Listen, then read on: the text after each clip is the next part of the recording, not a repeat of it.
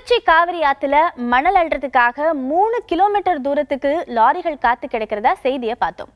உயர்நீதிமன்றத்தின் தீர்ப்பு, கடந்த ஆட்சியில முதல்வர் ஜெயலலிதா பிறப்பிச்ச அரசாணை, அதுக்கப்புறம் இந்த ஆட்சியில முதல்வர் எடப்பாடி பழனிசாமி சொன்ன அறிவிப்புகள் எல்லாம் தொடர்ந்து தமிழக அரசே மணல் குவாரிகளை ஏத்து நடத்திக்கிட்டு இருக்கு. மணல் குவாரியில ஒரு யூனிட் மணல் 525 ரூபாய்க்கு விற்கப்படுது. ஒரு லாரிக்கு 2 யூனிட் மணல். அப்படின்னா ஒரு லோடு மணலுடைய விலை 1050 ரூபாய். இதுல ஏற்றுக்கூலி 210 ரூபாயும் அரசுக்கு செலுத்த வேண்டிய வரி 40 ரூபாயும் உள்ளடங்கும். ஒரு யூனிட் மணல் என்பது எவ்வளவு தெரியுமா?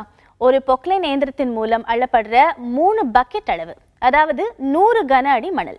பொக்லைன் இயந்திரத்தின் 6 பக்கெட் மணலை அள்ளிக்கிட்டு கிளம்புற லாரியில ஆத்த கடக்கிற வரைக்கும் ஒரு லோடு மணலுடைய விலை 1050 ரூபாய் மட்டும்தான். அதுக்கப்புறம் மண்ணு பொன்னா மாறிடுது.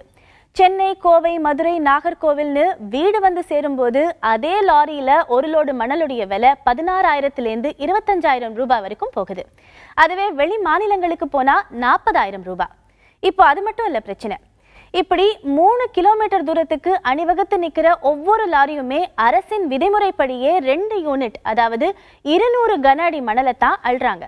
சராசரியா ஒரு மணல் குவாரியில குறைஞ்சபட்சம் 250 லாரிகள் ஒரு நாளைக்கு காலையில 6 மணிலேருந்து இரவு 7 மணி வரைக்கும் மணல் அள்ளுது. அப்படின்னா ஒரு மணல் குவாரியில அரசுடைய கணக்குப்படியே 50,000 கன அடி மணல் அள்ளப்படுது. இது சட்டப்படியான அரசாங்கத்தினுடைய கணக்கு.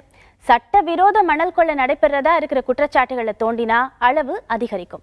ஆறும் அது ஆழம் இல்ல, அதை அள்ளுறவன் மனசுக்குத்தான் ஆழங்கிற கணக்காத்தான் அது அமையும்.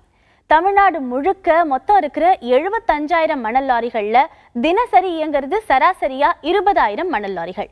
20,000 மணல் லாரிகளும் தினந்தோறும் அள்ளுற ஆத்து மணலின் அளவு 40 லட்சம் கன அடி மணல். ஒரு கன அடி மணல் உருவாக 100 ஆண்டுகள் ஆகுங்கிறது இயற்கை ஆர்வலர்களின் கணிப்பு. எத்தனை 100 ஆண்டுகள் உருவான இந்த 40 லட்சம் கன அடி மணல் ஒரே நாள்ல வாரி சுருட்டப்பட்டிருக்கு அப்படிங்கிறதுக்கு தமிழக ஆறுகள்ல உருவாக்கப்படும் திறந்தவெளி சுரங்கங்கள் தான் பதில் சொல்லணும்.